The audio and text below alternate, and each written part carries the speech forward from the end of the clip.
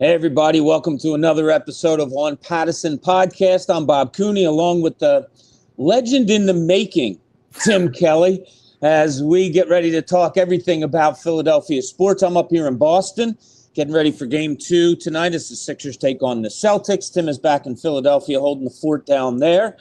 We want to thank Wapner Newman. Remember, time's running out. Game's on the line. Who do you want to taking the last shot? Well, you want Wapner Newman, PA in New Jersey's premier medical malpractice and injury attorneys since 1978. Call 215-569-0900 or visit wapnernewman.com. So, Tim, an exciting day yesterday for the local Philadelphia team up here in Boston. Had the Boston Marathon going on, so that was pretty cool. It made me think, Tim, a couple questions for you. Could you ever run a marathon? If you put your mind to it, give yourself, a year to train. Do you think you could do it? Well, no, I was a runner. I was a hurdler in high school and very early college, and injuries kind of wrecked that. So I don't think my body would hold up to the training. I think when I was in high school, I could have run a half marathon. Okay. I don't get the appeal to running a full marathon, quite honestly. Seeing many people around the city yesterday as I was walking all over. I think I told you, I put in about 10 miles yesterday of walking just to see what the city was like and plus work related. People didn't look like they were all that happy when they were done. I understand the euphoria of it, but I didn't know you were so injury prone. So that's good to know in case I ever have to pick you to be on my team or anything like that. But so here's my other question for you. I went down to get breakfast this morning in my hotel, and there's a lot of people here that ran the marathon yesterday. When you're done the marathon, you get a gift jacket, a very nice Adidas jacket, like a windbreaker type thing, and you get a medal. So, Tim, you finished the Boston Marathon yesterday, okay? You wake up this morning, you go down to get breakfast. Are you throwing your medal and your jacket on just so people can look at you and go, yes, cool. 100%. I'm probably wearing that medal for a week afterwards, and the jacket I would wear all the time. So, yeah, if you complete whatever it is, 26.2 miles for at least a few days, you can do whatever the hell you want. Okay. All right. I was kind of wondering, because I'm not that kind of guy. Like, I don't like to draw attention to myself if I have done something. So I was thinking, man, would I be sitting having breakfast? There's a couple of people by themselves with them and their medals having breakfast, nice cup of coffee. So, all right, good on them. It's possible they just fell asleep wearing it and woke up with it on and just came down for breakfast. I got up this morning. Like I said, I did a lot of walking yesterday. So I was a little sore, but I was thinking, my God, all I did was walk a little bit. These people ran 26 miles, and they probably feel better than I do this morning. So, sad state of affairs there. What isn't a sad state of affairs, Tim, is your Philadelphia Flyers. And I know you had to do the dual TV last night, the dual watching of the Flyers and the Phillies. We're going to talk about both of them, but we're going to start with the Flyers and just a magnificent win last night. And I'll tell you, Tim, it's taken me back years and years, like when I was younger, when the Flyers were constantly in the playoffs. And it's such a great time of the year where the weather's turning, and the Flyers are big now again because they're doing so well in the playoffs. 3-0 win last night. They just dominated Pittsburgh. And even when Pittsburgh had to, kind of up the Jets a little bit and try to come back in the game, the Flyers had an answer for everything. And, as much as we talked about before this series started that, we thought they could win the series, there still was an element of doubt because the Flyers haven't been there in so long. Man, those doubts are kind of getting erased in this series pretty quickly. And I last night watching the game, I had no doubt that they were going to win the game. And it's a pretty good feeling to have with this team right now. Yeah, for sure. I mean, as someone who covered the 2023 NLCS, I still I know how quickly things can change, particularly when stadiums change, although in this case you're coming home, which in theory should be a boon for you. And obviously the environment at Xfinity Mobile Arena is going to be absolutely insane for Game 3 and Game 4. It's incredible. But yeah, you're right. It has been fun to watch. And the Penguins are a team, even if you're not a huge hockey fan, they have legends on the team. You have Sidney Crosby, Evgeny Malkin, Chris Letang, guys that have been around for forever and are Hall of Fame level players. And the Flyers have dispatched with them, and it wasn't particularly difficult last night. The first period, no goals, but the Flyers dominated that game last night, and the physicality throughout the series, it's been fun to watch, and it makes you wish in other sports there was more of a Pittsburgh-Philly rivalry. Obviously not possible in the NBA, but in baseball and football, because it is so fun watching these two teams play each other. Yeah, and you make a great point. Like the physicality part of the game, which is hockey, especially which is playoff hockey. It's great to see. It's fun. But last night, you saw like a turning of the tide in my mind, where Pittsburgh was the frustrated team late. Pittsburgh was the one taking the cheap shots late in the game. Pittsburgh was the one that just had no answer. Sidney Crosby, anybody, Malkin, all of them, and started to kind of get goonish. The Flyers responded, but they also kind of gave it we know you got to do this because we just own you this series. And it was really cool to see. Owen Tippett, and it's funny, a friend of mine go back and forth with the Flyers all the time.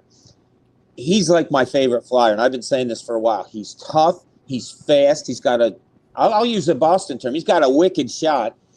He's incredible. And that goal that he had the assist he had last night, rather, when he went past the goal, he got the puck along the boards, beat Letang and another Pittsburgh player, and then threw it out in front for an easy open net goal. Like, there's so many players on this team that there are to enjoy right now, and I think everybody's kind of building this relationship with the Flyers, which is pretty cool.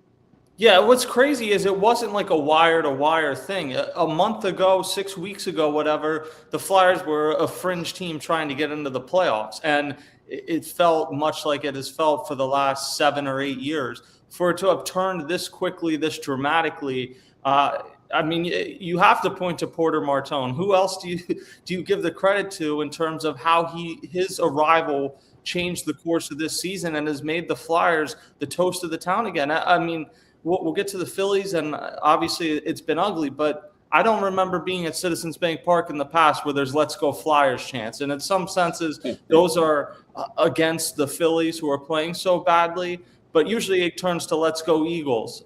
For it to turn to "Let's Go Flyers," Philly is fired up in a way that they haven't been in a long time. And it's funny, a lot of the talk is about, well, nobody really cared about this team before, and you're going to get all these fans coming on. It's been like that forever. Like the Flyers didn't come into play until I think it was 1967. They won a cup in 1972, so they're barely known. And the city of Philadelphia is learning about hockey. They win it in, 1973, and you get 2 million people at a parade. Like, it was crazy. I was a little kid back then. But you get, that was just unbelievable. And when this team is on fire, this town loves it. And it's pretty cool to watch. And there was a smattering of Flyers fans last night in Pittsburgh. You didn't really hear all that much. But there was an Eagles chant, which you could hear towards the end of the game. It's almost obligatory when there's a big sporting event. If it's not concerning the Eagles, somehow the Eagles have to get in there. But they're just this is a fun team. And of course, winning is fun. But the way they do it, and you brought up Porter Martone, for a 19-year-old to get the game-winning goal in both games, the opener and last night, and the maturity that he plays with. Like Tim, last night, he had a puck in his own zone, and he's kind of stick-handling. I'm thinking to myself, all right, dude, get rid of it. He just made a nice little move and then found somebody with a backhanded pass through the middle of the ice. And it was kind of like, wow, playoff hockey, you're not supposed to be that mature. You're not supposed to have that mentality of, I'm okay, I'll take my time and I'm good to go. But this kid just seems to have it. And as much as it's the here and now, man, the future, him, Michkov, so many other guys, this might be a thing that goes on for a little while, Tim. Yeah, and I don't remember another player in Philly sports coming up like mid-season like this and immediately not just becoming an impact player, but in a way becoming like the face of the team. And that part may not be sustainable.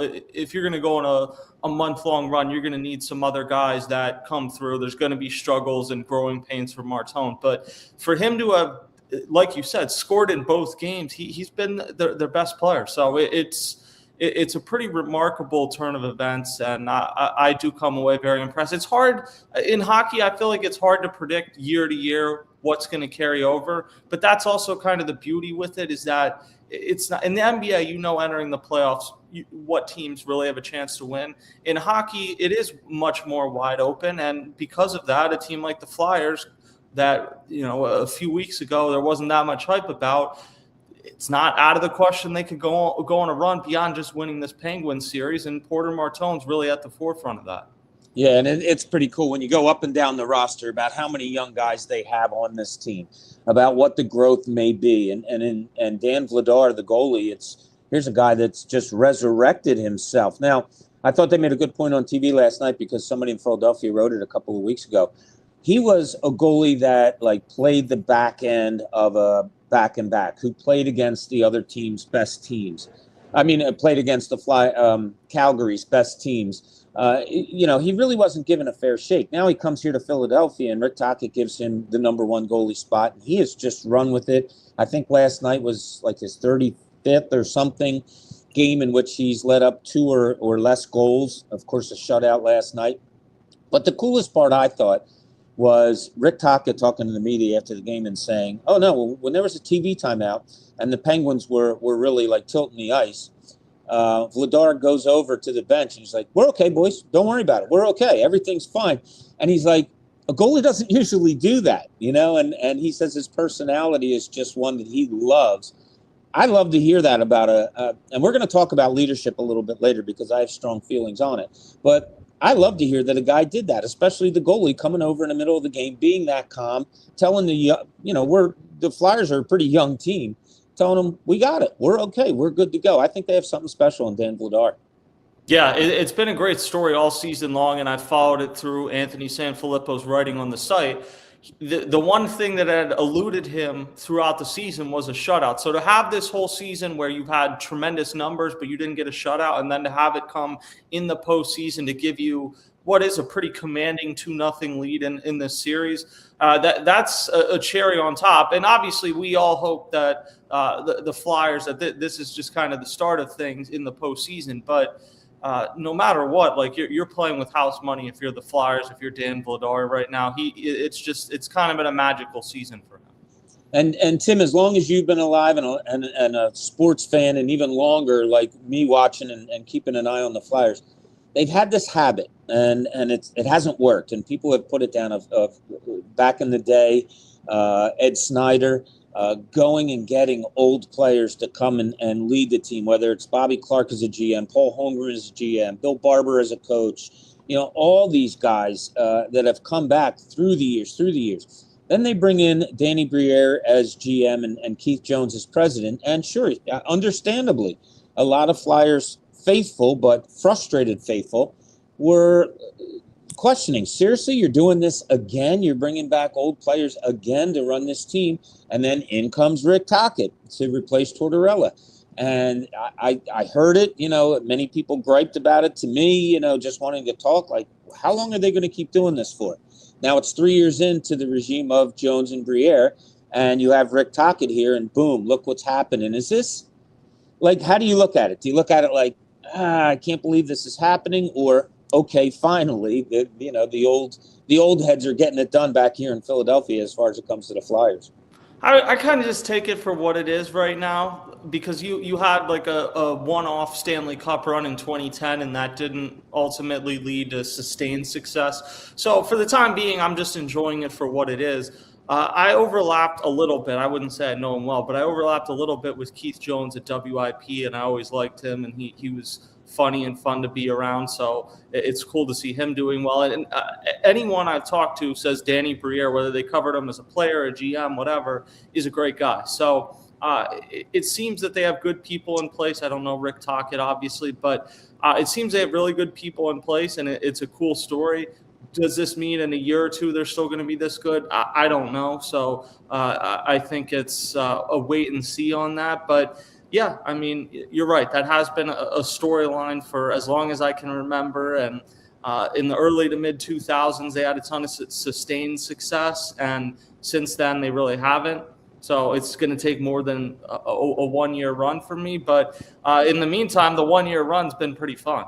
Yeah, exactly. And hopefully it continues on because, as you know, we're sports geeks. And when you have a local team playing every other night, whether it's Sixers, Flyers in the playoffs or the Flyers every night in their playoff, whatever it is, it's just an exciting part of the season. And This is a growth thing. We hear coaches talk about it all the time. I want my young players to get into the playoffs and know what it feels like and all that. Well, you're getting that with a Michkov now and a Porter Martone and so many other of the young Flyers players that you just wonder how long this could go on for. And it just very well might. And if you want to know more about this, inside stories, Anthony Sanfilippo, as Tim mentioned, does an incredible job. I think he's on a train back from Pittsburgh right now, Tim. So he just does an incredible job covering the Flyers. So read up on him on OnPattison and just see where this wonderful ride so far, how far it's going to go and where it's going to take you. So, Tim, give me a prediction in closing out our Flyers talk. They go again tomorrow night, and then I believe on Saturday at the Xfinity Mobile Arena. How long does this series go? What do you anticipate happening? I'm going to say the Flyers win in 6. I don't think it's going to be a one-sided series the whole time. And obviously, I think at some point, if I'm saying 6, the Penguins are going to get a win in Philly. Momentum shifts at times in these series. You have to that's the playoffs. You have to be able to withstand some of the trials and tribulations. But getting it in 6 and being able, I believe Game 6 would be in Pittsburgh. To close it out in Pittsburgh would be pretty sweet. Obviously, for Anthony and everyone involved, you always hope that you don't have to travel back for one game. But if that's the case and the Flyers win in Pittsburgh, that'll be a pretty cool moment. Yeah, that would. Is that how the NHL playoffs go? Does it go 2-2? So doesn't it go 2-2, 1-1-1? Yeah, maybe it does. So. Yeah, yeah, whatever. But whatever. I mean, I agree with you. I said 6 before the series started, so I'm not going to change now. As much as the Flyers, look, if Pittsburgh gets a goal, gets a lucky bounce, and they take the lead last night, it could be a different, thing. As much as the Flyers dominate, it could have been a different result there, but it wasn't. Flyers are up 2-0. Check out Anthony Sanfilippo's coverage. It's just been phenomenal, and they get back at it on, what's today? Wednesday night in Philadelphia. All right, we're going to talk a little bit of Phillies now with Tim, but first, we want to tell you that winners win. Wapner Newman has been winning for families throughout Philadelphia area and New Jersey since 1978. If you need a winner, call Wapner Newman, 215-569-0900, or visit wapnernewman.com. All right, Tim, I'm going to give you a huge question right here. And pay attention. What the hell's wrong with the Phillies? That's a very – somehow it was easier for me to answer the Flyers questions than answer that question. I don't know. It's ugly, and the way that they're losing in particular is concerning. The fact that they're just getting blown off the field in some of these games. I don't remember an uglier homestand for a team that had expectations than the one that we just saw, and then they go out last night in Chicago and lose that game. So you're starting off the road trip already in a hole. I don't know. I mean, 8-13 is not impossible to climb out of. No. You can have an 8-13 stretch at some points in the season and be all right. For them to be, and it's 8-14 now, I should say, for them to be in this situation where they have played that way, though, to start the season. When you go 8-14 in July, that's bad, but it's like you've built up some equity throughout the course of the season. A, that in the standings you can withhold it, and B, that you have some trust from everyone observing the team. You don't have that right now, and it's not just that they're 8-14. It's, like I said, how they're 8-14. Their run differential is -42, which is worse than the White Sox, the Rockies, the Mets, who have lost 11 games in a row going into play today. It's brutal, and like I said, you can turn things around. It's still early enough that you can dig out of a hole, but nothing they've shown you to this point makes you believe that this is a team that's going to do that. No, it doesn't. And you look for different things, and I'm taking notes last night for our podcast today and wondering, where exactly can it come from? What's the next move that you have to make? Do you have to make a move? Because you make a good point, Tim. If you go through a month, 14-8, 22, you play 28 games, say. You're right. There is probably an 8-14 stretch right there. The fact that it's happening right away, super concerning. The fact that the taste of not having good hitting in the last 2 playoffs and it being fresh in your mind and they start the season like that, that's not only concerning, that gets to be pretty daunting if you're a Phillies fan. And your dog agrees. Yes, she does. No, I think 8-14 to begin, like you said, it feels a little bit like a hangover of the last 2 seasons. And I've been on this show on Philly Stoplight in my writing and tried to kind of say that I don't like to make sweeping proclamations through the first week or 2 of the season. You're past that point in the season right now. But beyond that, I think you're at a point with the season where you just – sorry, I completely lost my train of thought That's there. all right. But you're 8-14. You lost you're in a rough spot. 8-14 is – yeah, I lost my train of thought. No, but it's there. It's 8-14. It can happen in a month. The fact that it's happening at the beginning, yes, it's going to start people off in the wrong way. Overcoming it. You made a key point there. Like you said, I don't know how they could overcome it. They're Rob Thompson, Dave Dombrowski, off season, during the season. They've tried to tell us, look, it's going to be fine. They've wilted from that. Well, I can't say Dombrowski because I haven't heard his quotes, but Rob Thompson's wilted from that a little bit. We got to fix this. This isn't good. Is there a shoe to drop, Tim? Everybody's saying Rob Thompson, not everybody. I shouldn't say everybody, but a lot of people, Rob Thompson must go. You have to make a change, this and that. I get the feeling from the time I was around them last year and a little bit this year, and you've been around them an awful lot, I think they really like Rob Thompson, the front office. I really do. They gave him an extension recently. I don't, in my mind, this is just my opinion, I don't know if they move off of that as quickly as fans want them to. But I do understand people saying something has to happen. You can't fire players. Does something happen? Do you think it is Rob Thompson or maybe somebody underlying Rob Thompson that they might make a change? Well, when the Phillies made the change 4 years ago, they made it in early June. As much as that felt like early in the season, they gave it some time, and that was with a coach that Dave Dombrowski had inherited. Now, I guess you can technically say Dave Dombrowski inherited Rob Thompson on the staff, but he made him the interim manager. He's given him multiple extensions. Rob Thompson is Dave Dombrowski's guy at this point. So I don't think that tomorrow there's going to be a discussion. Now, if it gets to the point where the Mets are at, where the Mets have lost 11 in a row, then you do reach, I don't know what the threshold is, but you do reach a number where, a conversation has to take place. I look at this team and I don't think that the manager or the hitting coach or whoever is the problem. The personnel is the problem. You're so reliant on that top 3 in the lineup of Turner, Harper, Schwarber, and Turner hasn't been great to this point. Harper actually has been since the first homestand. Schwarber's power numbers have been good. Still waiting on some of the other stuff to come around, but you're confident in him. But the middle of the order, you knew, and this was the point I was trying to make before, the middle of the order you knew after the first series, this isn't solved. This is the kind of the same feel it's been the last few seasons where you maybe have guys that are capable of hitting 7 through 9 and 1 through 3, but you don't have those 4 through 6 hitters on the team. And obviously it's exasperated by the fact that Alec Boehm has gotten off to a miserable start. Bryson Stott has not had a particularly good start. Adolis Garcia's had some moments, but not necessarily consistently put it together offensively, although he has been a massive upgrade defensively in right field. So I don't think you're at the point where you're talking about making a change today, but the Phillies do need to turn things around or some of those things become a reality.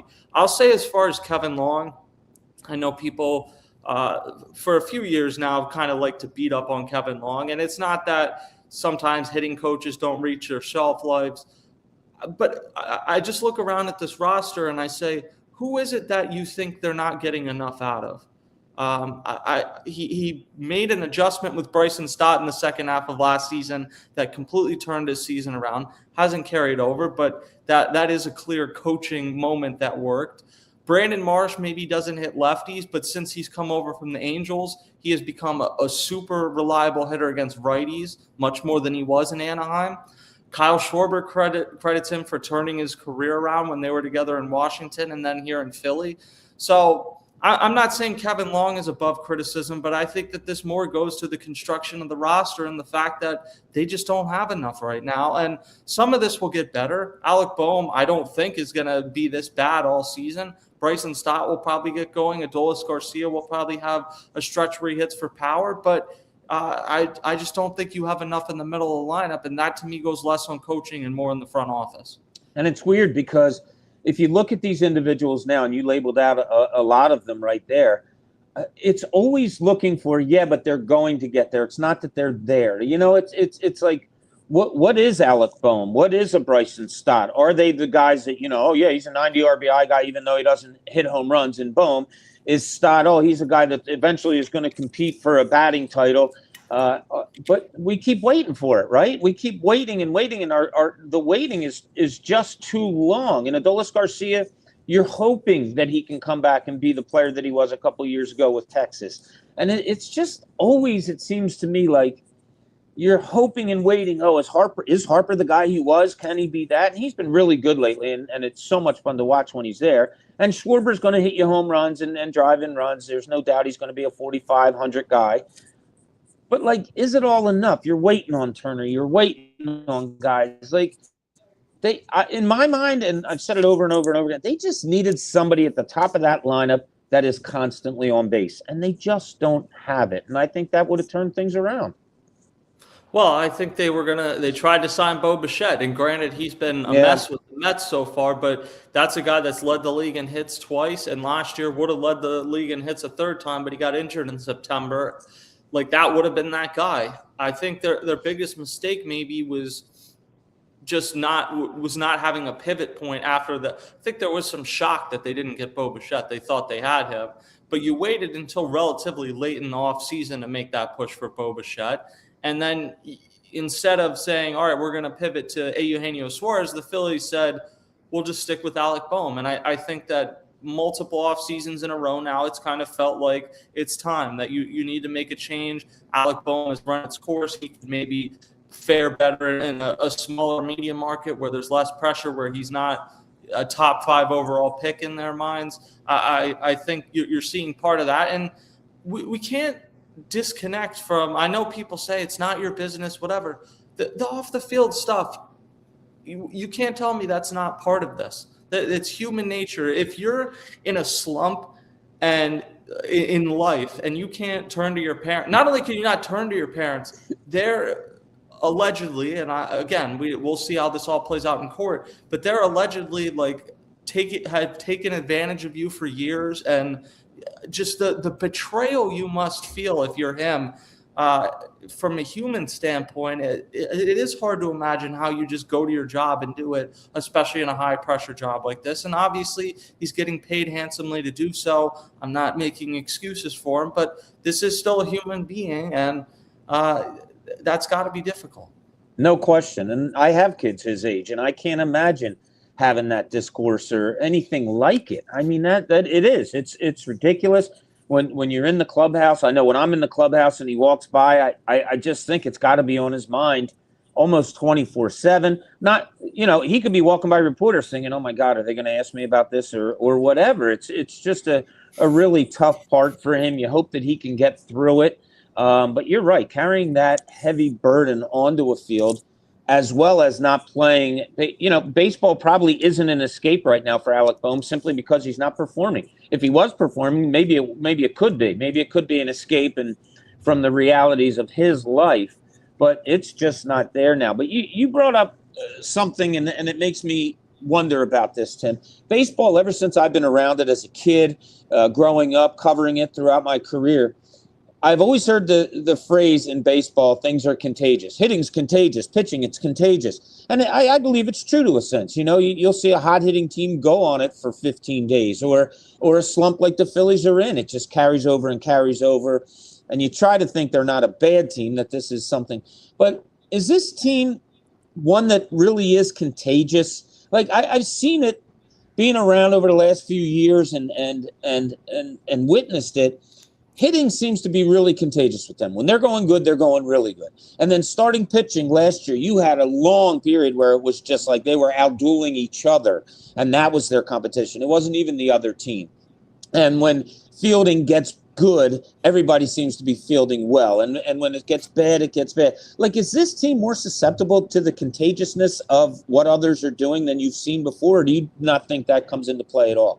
I don't know if it comes into play with pitching. I just think they have really talented pitchers. But it does help going to the mound knowing that you're on a 3-game winning streak as opposed to being on a 3-game losing streak. I would say offensively, though, that it definitely is something that that carries over from guy to guy. In the way that I would put it, isn't necessarily that it's contagious, but that, and Rob Thompson has pointed this out, when you're in a stretch like this, everybody's trying to be the guy that makes it contagious, that gets the first big hit that you can point to and say, this was the turning point of the season. This is when they got out of this brutal start, this brutal slump. And right now, nobody's been that guy. Even as well as Bryce Harper's hitting, he hasn't. It almost feels like it can't be Bryce Harper or Kyle Schwarber, and maybe not even Trey Turner. Like, it needs to be Bohm gets going, or Garcia, or Stott, and probably more a contact guy, because you typically think of like hitting a single or double as contagious, or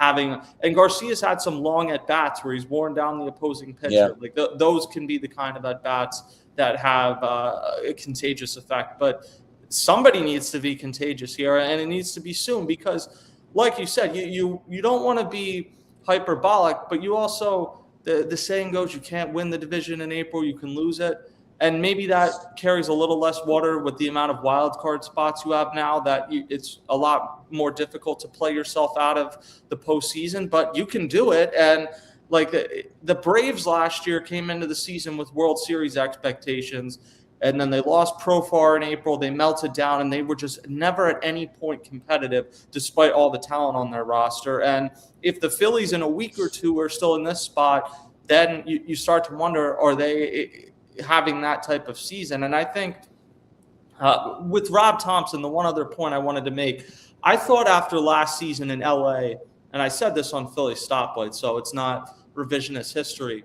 I thought that they would consider making a change, just because the roster was so inflexible and you had hit a wall a few times, that one of the areas you could change was manager. They didn't do that, and I think it would be a panic move to do it today. But like you said, if it's three weeks from now and you're still not out of a hole, then that becomes a serious thing. I do believe that Rob Thompson, there is a sense of urgency. I know people sometimes think he's too level-headed, but in many ways I think that's benefited the Phillies throughout this era. But there is a time and place in a major media market to come out and to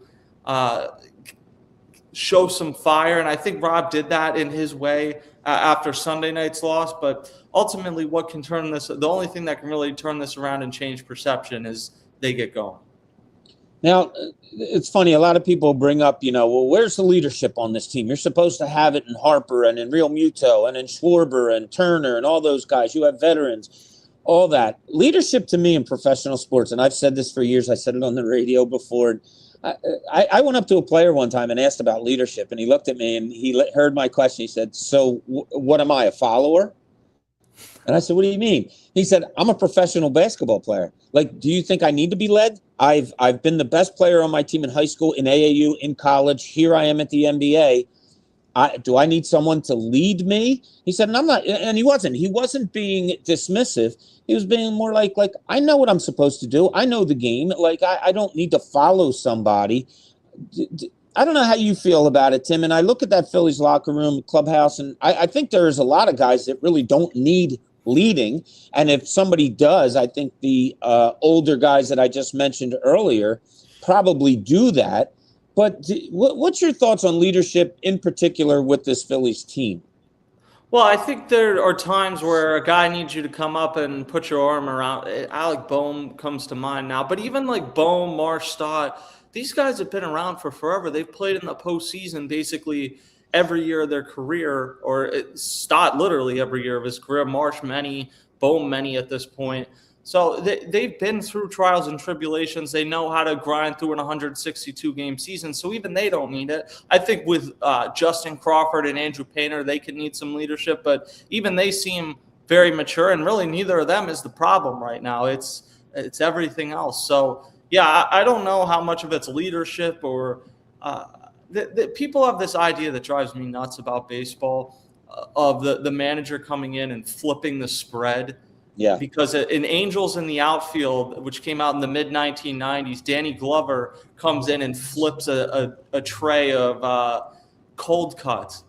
That is not at all how an MLB clubhouse is. There's not just like hoagies sitting in the middle of the clubhouse. The guys are me. I think at one point there was.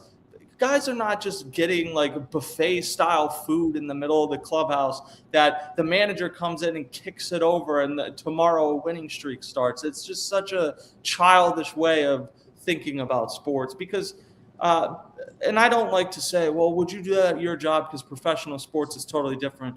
But if you're going through a tough period and your boss comes in and curses you out, does that make you work harder or lock in or feel like you have less pressure on you? You know, it's kind of twofold. I hear exactly what you're saying and agree with it. I mean, I think there are times that, like, if somebody's not paying attention or not doing what you've asked them to do on a consistent basis, well, then, yeah, as a person, I'm going to get pissed off and maybe my voice gets raised a little bit. People in this city, like you brought up Angels of the Outfield, that's like more of your timing, and that's funny.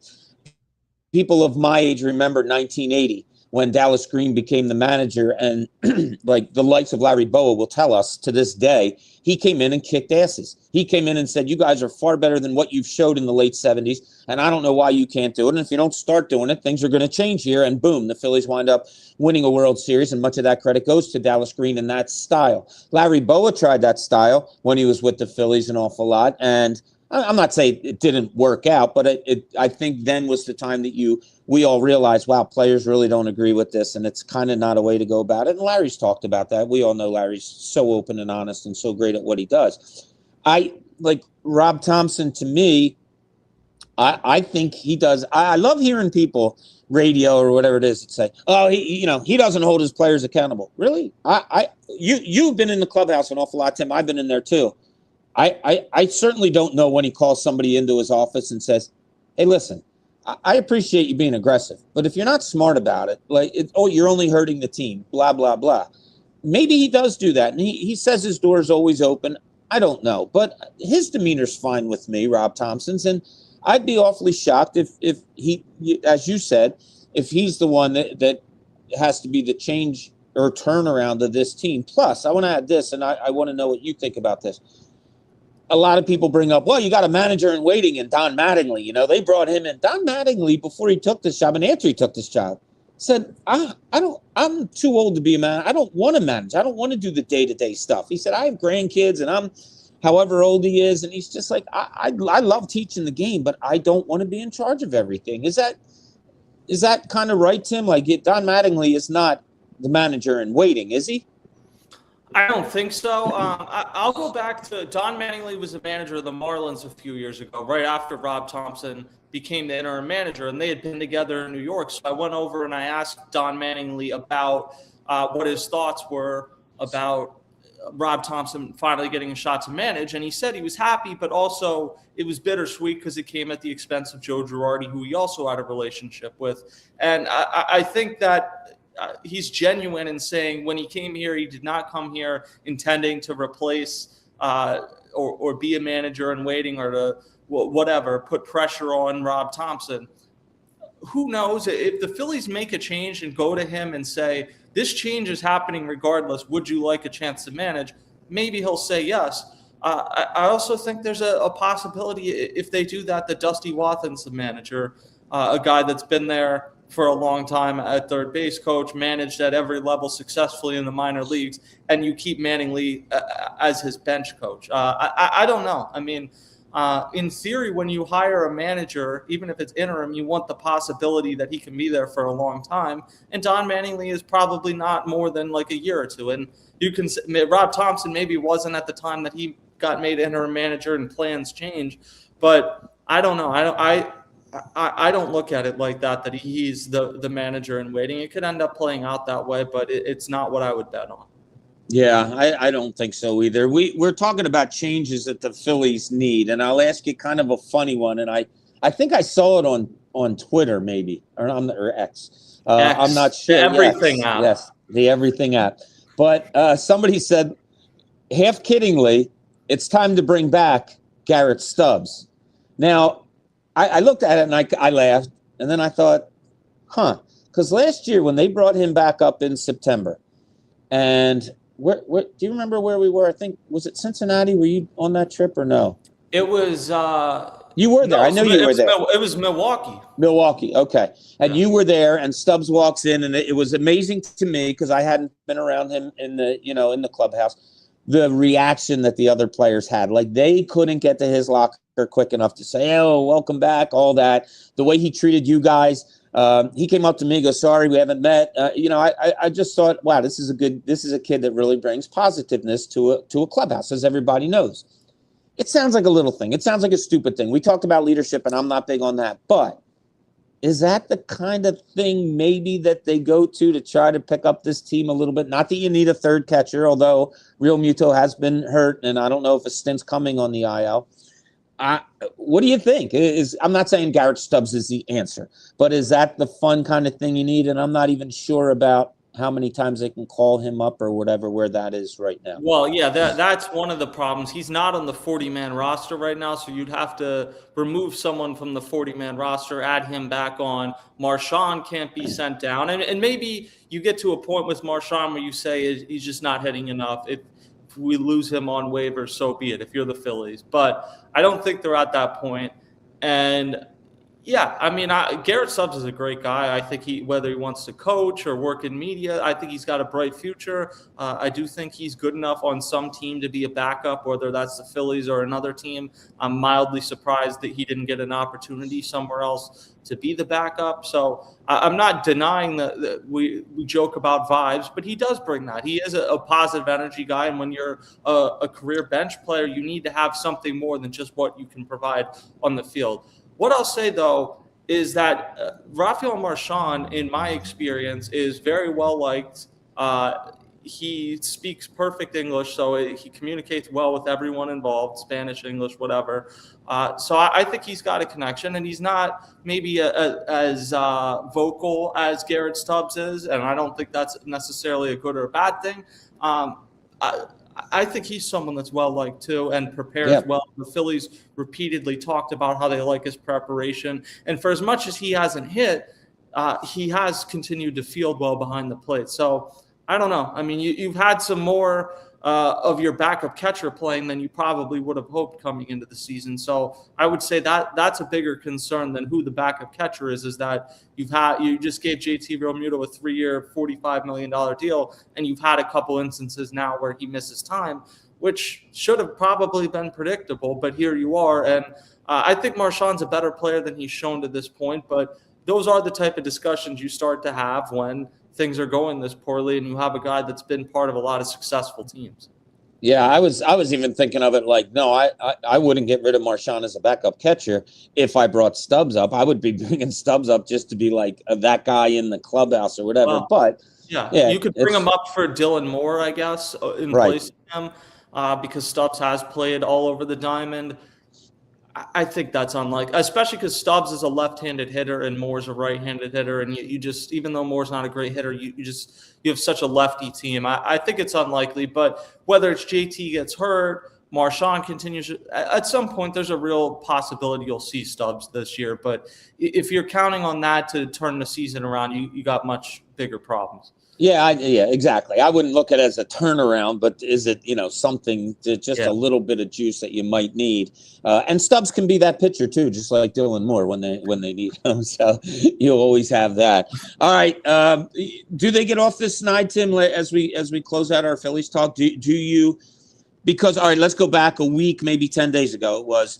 Yeah, they'll be fine. They'll be okay. It's early in the season. Such and such will come around, and this guy will start doing this, and this can't happen all the time. Are they turning this around, Tim, or is this maybe I don't want to say a lost season, but is this maybe a season of you don't get out of this kind of bad start? Because rarely when teams have this start, they make the playoffs. What happens with this Phillies team, do you think, moving forward? I don't think it's going to continue to be this bad, but if you told me right now this team, the way they've played so far, ends up winning 79 games, like I can't sit here. 2 weeks ago, I would have said you're an idiot. I can't sit here and balk at you the same way that I did a couple weeks ago. So maybe that sound clip will get played at the end of the year on some hype video, and the Phillies have rattled off and somehow won the division. And if that happens, so be it. But I don't think in the interim you can worry about that. the Phillies have been bad. There's no other way to put it, to sugarcoat it, whatever. They need to be significantly better. They have Luzardo going tonight against Imanaga. So I would say they need to win tonight, because tomorrow you're back to the situation with Taijuan Walker where he's going to have an opener, but you don't feel great going into that game. That's what I wanted to ask you also. So Zach Wheeler, where is he right now as far as everything goes? I know the last time I was around the team, he had just pitched, and I think they were talking about one, maybe two more starts down in the minor leagues. Two things. Where is he now? And when he comes up here, could that be the turning point? Could that be the guy that, he comes up and, oh, my God, all of a sudden Luzardo's better and Sanchez is better and, so on and so forth? It can certainly help, but he's been around the team a lot. You saw him in the dugout in Wrigley last night. He mostly has been at the training with the Phillies in the dugout for much of the season. Now, getting Zach Wheeler back on the mound can be a boon, but I think it's harder when you're a pitcher to be that guy, a starting pitcher. Like when you're a position player that comes up and makes an impact, that you're playing every day or most days, it's harder when you're a pitcher. So certainly they would like him back. And I believe the reporting from Jim Salisbury was that Thompson said he's going to announce tonight what the next step was. I would expect that next step is he returns to the rotation at some point in the Braves series this weekend at Truist Park. He is eligible still to make another minor league appearance. I don't know. I think you get to the point where it's like, how much more can you accomplish in those rehab stints? But it's there if they want to do it. Where is he? What was his last start there, pitches and outing wise? Do you remember? He was he was pitching for Reading in Somerset. He pitched less than they anticipated. It was like 4 1/3, 77 pitches. But Reading had some long innings. It was very cold. It wasn't a great day to kind of gauge where somebody's at. So I think pitch-wise and everything, he's ready to go. It's just a matter of, does he feel like he could benefit from another rehab start or not? You said the word gauge? Yeah. Okay. Isn't there a pitcher in the – yeah. Isn't well, there is. He's pretty limited on innings this year, so people should be excited for him from a long-term perspective.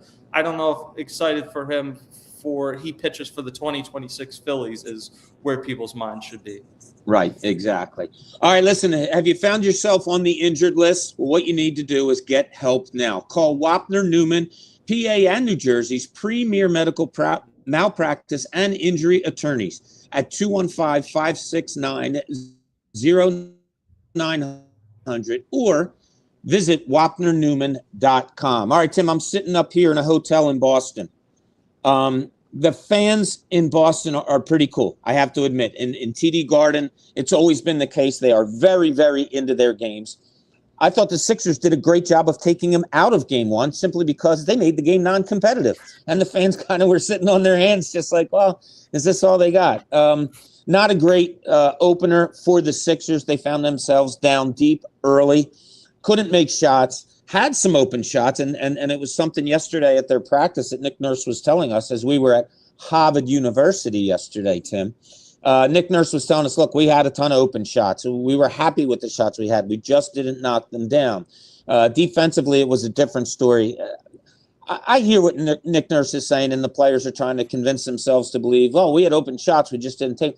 The Celtics are a really good team at taking away what's your best option offensively, and that is Tyrese Maxey, VJ Edgecombe, and Paul George. Yeah, the guys missing open shots were Adem Bona and were Kelly Oubre Jr. You're probably talking about your fourth and fifth options with that starting five, and Adem Bona probably down even further on the list if you want to include anybody else.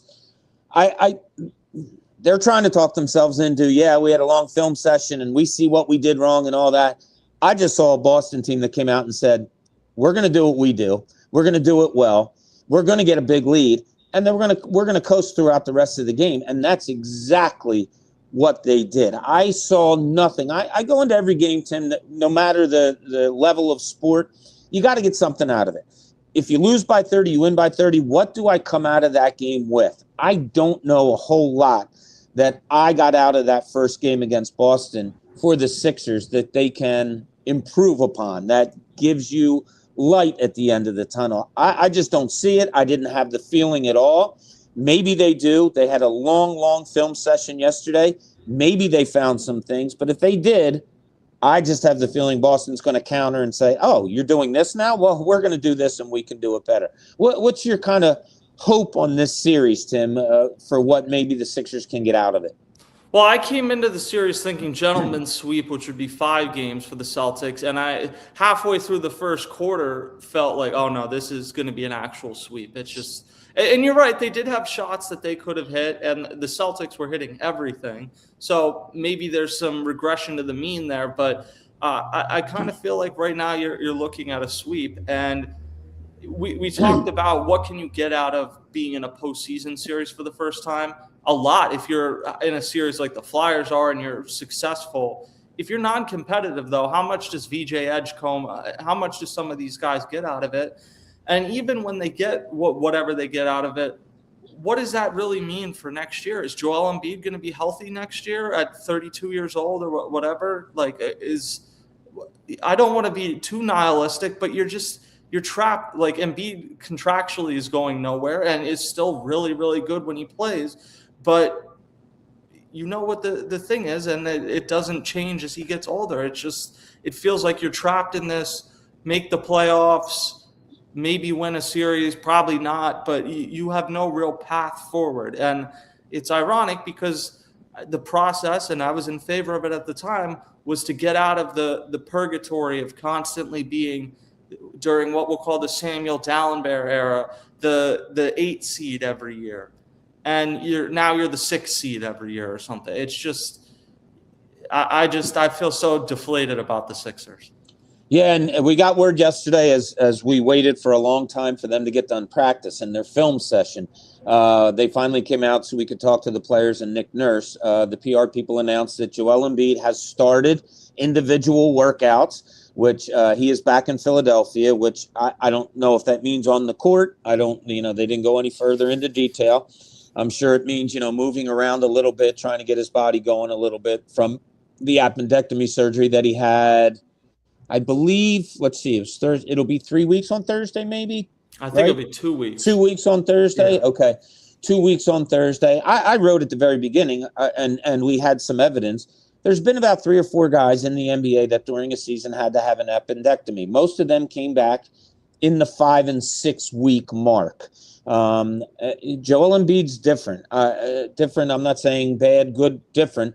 You just don't know. Sometimes he comes back from things quickly and surprises you. Sometimes it takes longer. And that's human nature. Look, I got emails from people and stuff saying, my wife got back to work in 5 days after an appendectomy. Good. Like, your wife wasn't playing in the NBA. Well, I didn't say that. All I said was, yeah, women are incredible. I don't know how they give birth. And I've watched that 4 times. Like I don't know how they recover from that. Good for her. I hope she's healthy. I don't know what to tell you. She's also not 7'2" and carrying 280 plus pounds. Like it's a tricky situation. I don't know what it means for him to be doing workouts individually. I would assume that they want to get him back on a court for a little bit of time before they would even think of activating him and getting him back. But that might be such a foregone conclusion. As you said, Boston is just so good. And I think just kind of head and shoulders in this series above the Sixers. I don't know if a return of Joel Embiid when they're down 3-1 or 3-0 or whatever it may be. I don't know. I wish the guy was on the court. I wish you could get a better feel for what this team may be moving forward. If you could compare them to, I think, is the best team in the East.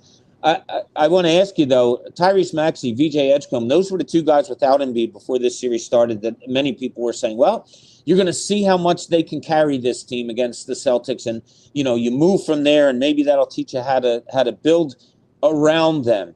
I don't think you build around guards in this league. You can build with them. I don't think unless, and I've said this to you before, unless the name is Steph Curry, you don't build teams around guards, and especially around a 6'2" guard like Maxey and a 6'4" guard like Edgecombe. I love that backcourt. Keep it together forever. That's fine with me.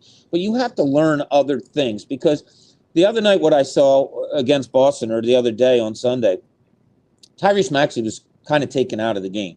I mean, he had some great dribble drives and did what he did, but Derek White's a really good defender. Derek White, no way can keep up with Tyrese Maxey in quickness, but when he can't, they give a lot of help, and they don't make anything easy for him. And VJ Edgecombe, for the first, I think, quarter and a half, was a total non-factor. Part of it, I think, is Nick Nurse's offense. I don't like all the isolation that they run, but that's what they do. You watch Boston. You brought it up earlier, Tim. Boston shot the ball great. They didn't miss a thing. That's because if I'm Boston and I have a wide open shot, I'm going to give it to Tim. He has an even better shot. Who's going to give it to Jim? Who's going to give it to Jason, who has the ultimate of good shots, wide open three with nobody within 10 feet, and boom, they make it. That's how Boston plays the game, and they play it the right way, systematically. I don't know if Maxey and Edgecombe can thrive with the way the Sixers play offensively, and if we're going to come out of this series saying, oh, yeah, those are the two guys that you can build with. What's your thoughts on kind of Maxey and Edgecombe in this series against Boston? Yeah, I agree with what you're saying. This team is supposed to be built with Joel Embiid. That's what it goes back to, that those guys can be part of it. Like, I think Edgecombe is more of like a secondary piece, but like if you're building a big two or big three, Maxey can be part of that. He can't be the number one. He probably can't be the number two. So Edgecombe can be part of that. And when you talk about wanting to learn stuff in the series, all the things you learn may not be things you wanted to learn. And it may be Adem Bona can't be the top option if Joel Embiid is not healthy. Like you may learn some lessons, but they may not be ones that you're particularly thrilled to learn.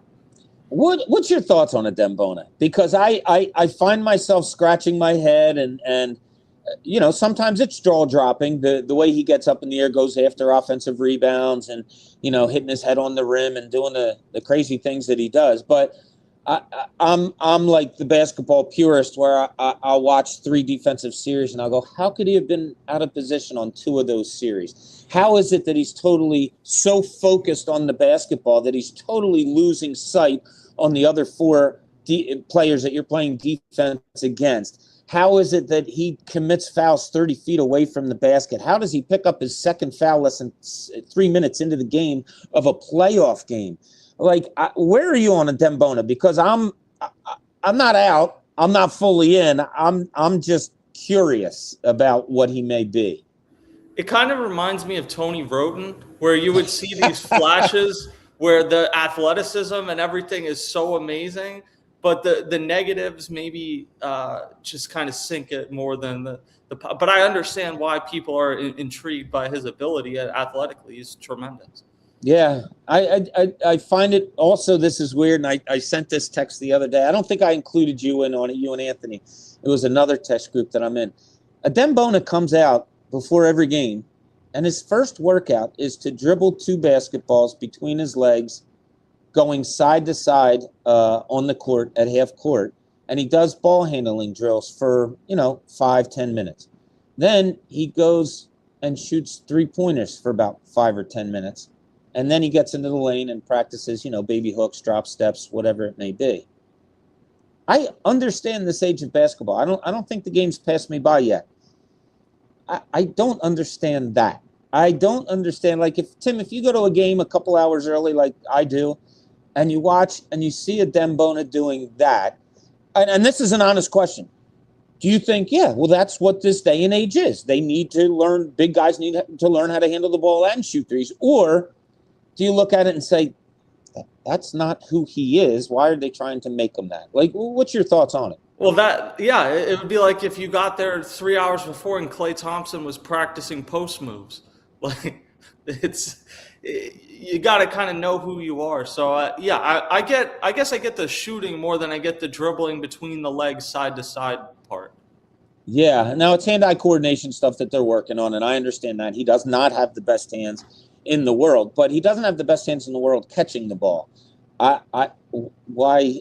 I don't know. I would love to see him down low and see him catching bounce passes and tough defended passes in the post and all that, or doing some kind of drill that way. But it amazes me that, you go there and you see that, and that's what they decided to do. And look, they know way more basketball than I do, and that's how they're deciding to develop a player. But outlook for the series, Tim, you said a gentleman's sweep. You're not going to deter from that, but if you No, are going to, I think I am going to deter and just say a classic sweep. okay, classic. Which a lot of the reporters up here were asking me, or not asking me. It was among the discussion. Do you think we're going to have to come up here back to Boston? I don't know. This Boston team is just so good, and Jason Tatum doing what he did the other day. He had 21 points in the first half. He had an open jumper and was like, nah, you know what? This time I'm going to try to dribble through 3 defenders. And he did for a dunk. Or, okay, I'm going to shoot this open jumper and I'm going to make it, which he did often. Jaylen Brown was doing the same thing. And then you have guys, you have Sam Hausers, you have Peyton Pritchards, you have Shireman. You have guys that you don't expect to give you contributions, but they know exactly what they're supposed to do and they do it really well. Nick Vucevic comes off the bench to play maybe 3-minute spurts, and he's a veteran, and he's been a starter in this league for years. But guess what? He comes off that bench and plays his ass off for those 3 to 5 minutes and then runs back to the bench and gets ready to do it again. You don't see that often, and you certainly don't see that with the Sixers in that they have talent. Dominic Barlow isn't going to come off the bench, and I'm sorry, give you exactly what you need, like a Nick Vucevic, like a Peyton Pritchard or anybody like that. I just think this series is very, very lopsided, and we'll see how it goes going into the future. Yeah, no, I'm in agreement with you. I think at most the Sixers win 1 game, and like I said, you get back to a point where it's like, what do you change? Does Nick Nurse fall if you get swept? Does Joel Embiid's going nowhere? His health questions aren't going anywhere. I don't know. Paul George will be another year older. I don't know what changes before next year. I don't know what the plan is. I don't know what it can be because you are, as you said, so limited in what you can do with the contracts. It's different. I don't know. I don't know what can go moving forward, but we'll see. We'll see how it all plays out. All right, Tim, last week when I did a podcast with Anthony Sanfilippo, Anthony, as we know, a bear of a guy, great dude, hard worker, such a great read all the time. But I said to him, I said, Ant, we need to do a little talk about, we need to learn more about Anthony Sanfilippo. So I posed some questions to him so that our readers and listeners could learn more about him. I'm positive I have to do the same with you. Now, okay. I opened up this podcast talking about I am up here in Boston, sitting in my hotel room. Yesterday, walked all around the city because something like a Boston Marathon happening in a city and me being there, I wanted to be a part of it somehow, some way. I walked all through the city yesterday, saw thousands of people that participated, that were going down to watch it. I wanted to go down to Boylston Street to see the end, but because the Sixers practice was way out at Harvard and timing, nothing really worked out. But I got to see a lot of what I wanted to see. That's an offbeat kind of sporting event. As popular as it is, it's a marathon. Is there an offbeat kind of event, Tim, for you that you would love to be in the city for or to go see? Not one of the top 4s, but, maybe something else. Maybe it's the Kennel Club thing, which your dog is barking about right now. But I don't know. Is there something you would like to go see that you never have, kind of offbeat type of thing? I would like to see the track and field in the Olympics. I think that would be really cool. I would say the sport that we can debate whether it's a sport or not, but the event that I've been to that I thought was incredibly cool in person was NASCAR. Say what you will about the clientele or whatever, but when you're actually there and you've never seen white people get more excited than when Dale Jr. is leading in NASCAR. So it was an experience being at Pocono, and obviously I like being in the Poconos. But that's something. And this is off the sports radar, but I was in DC last year for opening day when the Phillies were there, and I made sure to go out and see the cherry blossoms. That's right. Kind of one of those type of things you have to see, and we happened to be in the town at the perfect time. Yeah. What was your NASCAR? I've never been to NASCAR. I've never been. I would love to go there, and I've heard so many great things about it. I don't think the Masters is on your list to go to, which is on a lot of people's. Yeah, I would go. I didn't. I mean, okay, yeah, I didn't know. If I could go to Augusta, just to say I was there. But you're right. Watching golf is not necessarily my top thing, but that's one of those things. I'd like to go to the LA Coliseum for a Rose Bowl. Or Okay. I'd like to go to the Rose Bowl, excuse me. And I would also like to go to the LA Coliseum. Either one. I would love to get to the Rose Bowl. I have never been there. I had a chance. One time I was out in LA covering the Sixers, and I was sitting having lunch, and somebody did offer me a ticket to go out to Pasadena for whoever was playing in the Rose Bowl, but I couldn't. Timing-wise, it didn't work out. I have been to the Coliseum, not for a game, though. It was funny. I was there, LaSalle, actually, when they made the Sweet 16, was practicing at USC. So I went there, and I was staying in a hotel on campus, and I was walking around, and a security guard, again, this has happened twice in my life, was nice enough to say, hey, if you want to come in and take a look around. He walked with me around there to see the Coliseum because of the history of it. Was pretty cool. And those are two really good things on your list. Last thing, I forgot Eagle. I didn't forget Eagles, but I failed to mention. A.J. Brown came out real quick. Adam Schefter saying the Patriots probably are the team in play. It'll probably happen after June 1st. I was surprised at my reaction, where I was kind of like, and maybe it's because the Eagles have picked up so many wide receivers in recent weeks. I'm ready for this to be over with. I don't know how you feel. I like A.J. Brown as a player, and I'm of the ilk. Give me the best players all the time if I'm a coach. I don't care who they are. Give me the best players. I'll make it work. I don't care if it's on the school grounds, if it's, I'm conducting a team in professional level. I want to see that. Your thoughts about A.J. Brown and where this may go? Yeah, I think it's run its course. You obviously would do the trade 100 times out of 100. You went to the Super Bowl twice. You won a Super Bowl. But it's run its course. It has become clear over the past 2 years that he's not happy with Jalen Hurts. He's not happy with the offense. And I just wonder, will there be any reflection from the people on social media that have spent months saying that there's nothing to see here, even when there's obviously something to see here? It's a lot of the same people that said it about Nick Castellanos during last Phillies season. Sometimes it's not a media creation. Sometimes the people that are around the team, or the people that just have eyes and common sense, they're telling you the right thing and you should listen. And obviously it's a different conversation for a different day, but like the Diana Rossini thing threw a completely different storyline into this. And I'm not saying that none of that conversation is justified, but it doesn't mean that what she was reporting wasn't accurate. Right. So Eagles have the draft. NFL has the draft on Thursday. We are hoping to be there. We have our fingers crossed that we will be with the Eagles on Thursday, waiting word from them to see if we can hang out with them. But if not, it doesn't matter. We will give you a full line of coverage at OnPattison.